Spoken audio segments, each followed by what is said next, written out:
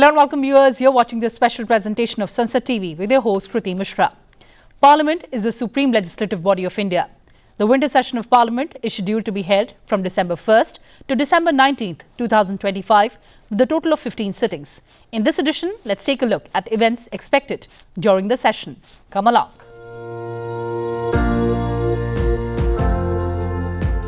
It's where our laws are framed, the country's future is debated, and the people's representatives are held accountable.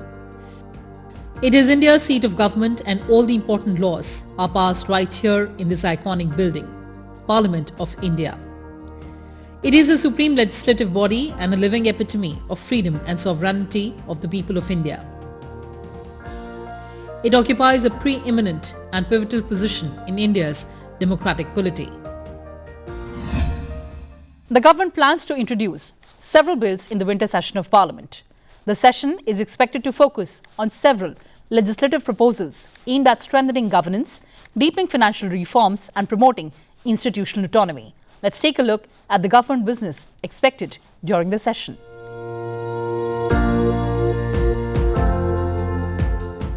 The summoning of Parliament is specified in Article 85 of the Constitution.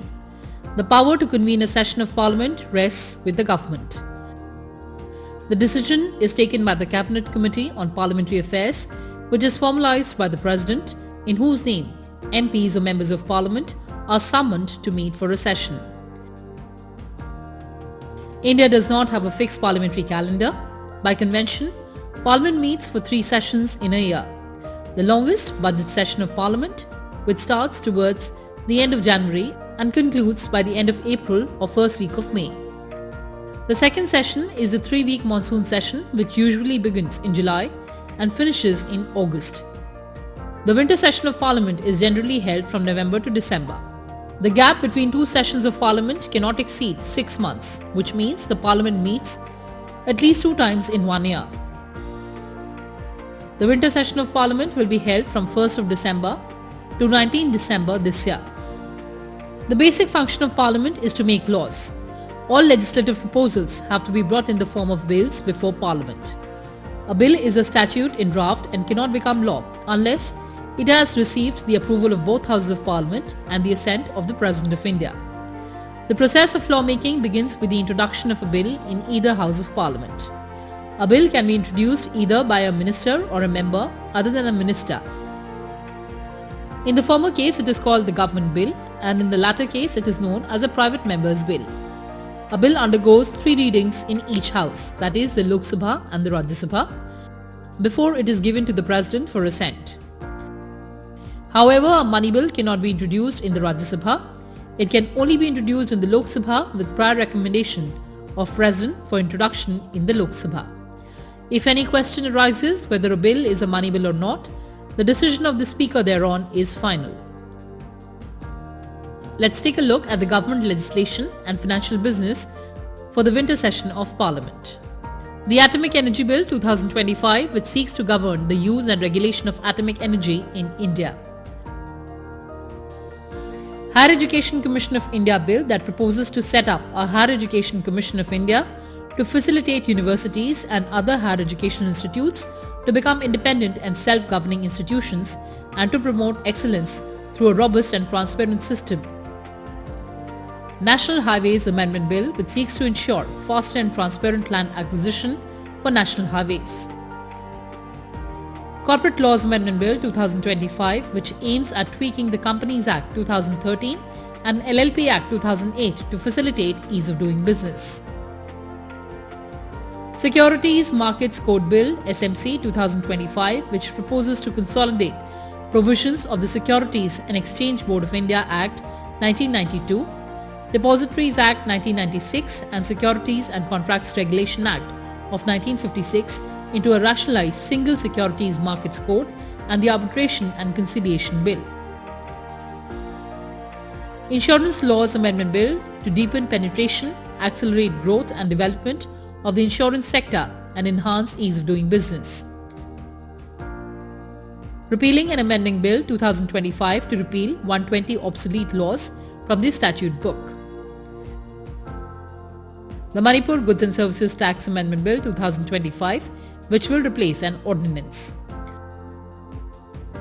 Two crucial bills, the Jan Vishwas Amendment Bill and the Insolvency and Bankruptcy Amendment Bill, are expected to return for approval after review by a select committee during the session. The visible part of Parliament's work takes place on the floor of the House. However, Parliament has another important forum, its parliamentary committees, through which a considerable amount of its work gets done. These committees were reconstituted recently and several important committee reports will be tabled during the winter session of Parliament. Parliament deliberates on complex matters that often need technical expertise for better understanding. Parliamentary committees provide members the forum to engage with domain experts and government officials in their study. These committees also help in building consensus across political parties. Committees have closed-door meetings that allow members to freely question and discuss the issues. There are 24 such departmentally related standing committees. Each of them oversees a set of ministries. They were first set up in 1993 to help Parliament keep pace with the growing complexity of governance. They also examine policy issues of respective ministries and make suggestions to the government. Parliament is the embodiment of people's will, and parliamentary committees are an instrument of Parliament for its own effective functioning. The department-related parliamentary standing committees have been reconstituted. Let's take a look at the changes. Of Committee on Personnel, Public Grievances, Law and Justice, Dola Sen has been appointed as chairperson of the Committee on Commerce. Radha Mohan Agarwal has been appointed as chairman of Committee on Home Affairs. Ram Gopal Yadav has been appointed as chairman of Committee on Health and Family Welfare. Digvijay Singh has been appointed as chairman of Committee on Education, Women, Children, Sports and Youth Affairs. Tiruchi Siva has been appointed as chairman of the Committee on Industry. Bhuvneshwar Kalata has been appointed as chairman of the Committee on Science, Technology, Environment, Forests and Climate Change. Sanjay Kumar Jha has been appointed as chairman of the Committee on Transport, Tourism and Culture. Charanjit Singh Channi has been appointed as chairman of the Committee on Agriculture, Animal Husbandry and Food Processing. Azad Kirti Jha has been appointed as chairman of the Committee on Chemicals and Fertilizers. Anurag Singh Thakur has been appointed as chairman of the Committee on Coal and Steel. Radha Mohan Singh has been appointed as chairman of the Committee on Defence. Srirang Appa Chandu Barne has been appointed as chairman of the Committee on Energy. Dr. Shashi Tharoor has been appointed as chairman of the Committee on External Affairs. Bhartuhari Mehtab has been appointed as chairman of the Committee on Finance. Kanimoy Karunanidhi has been appointed as chairperson of the Committee on Food, Consumer Affairs and Public Distribution.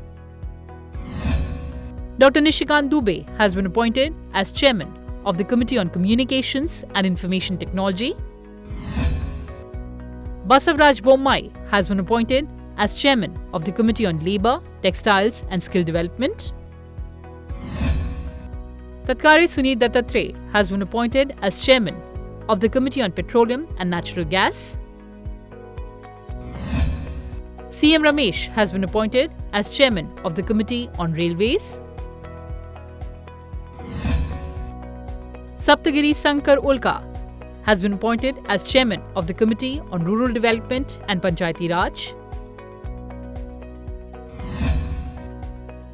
P.C. Mohan has been appointed as chairman of the Committee on Social Justice and Empowerment.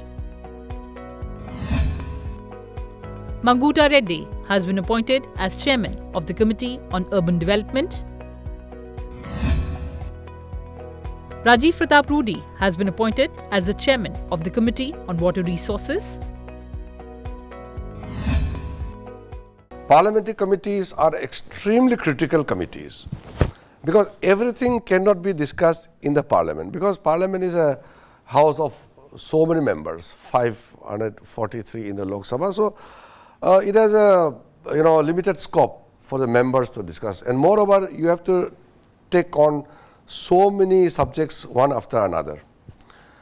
So the actually threadbare discussion, all the scrutinies and the preparations are done in the parliamentary committees. So those sincere MPs, they take parliamentary committees very, very seriously.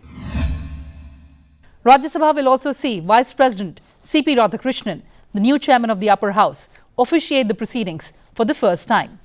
As the presiding officer, the chairman of the Rajya Sabha is the unchallenged guardian of the prestige and dignity of the house. He is also the principal spokesman of the house and represents the collective voice to the outside world. He ensures that the proceedings of the house are conducted in accordance with the relevant constitutional provisions, rules, practices and conventions, and that decorum is maintained in the house. The makers of our constitution, while establishing Rajya Sabha as second chamber of our parliament, had envisioned a distinct role for it in our parliamentary system. The Rajya Sabha was meant to provide a second look at the legislation passed by the other house, as to also prevent hasty legislation and not to prove a clog either to legislation or administration. Besides, it aimed at providing opportunity to the seasoned and eminent persons who have distinguished themselves in diverse fields such as literature, science, art, social service to serve the country. It was designed to give representation to the states in the apex democratic decision making. As the presiding officer, the chairman of the Rajya Sabha is the unchallenged guardian of the house. His judgment enhances the reputation and prestige of the house and the office. As a representative of the house to the outside world, the chairman of Rajya Sabha communicates the decisions of the house to the authorities concerned, requiring them to comply with the terms of such decisions. The monsoon session of Parliament, that is the last session of Parliament, commenced on 21st of July 2025 and was adjourned on 21st of August 2025. The last session provided 21 sittings spread over 32 days.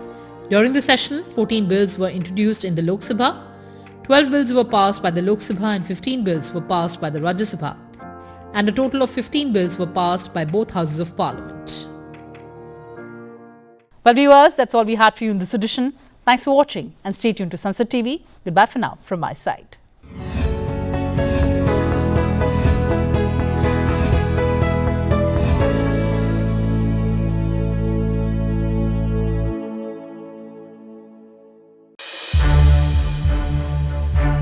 To watch more programs of Sansad TV, subscribe to our YouTube channel and don't forget to like and share them.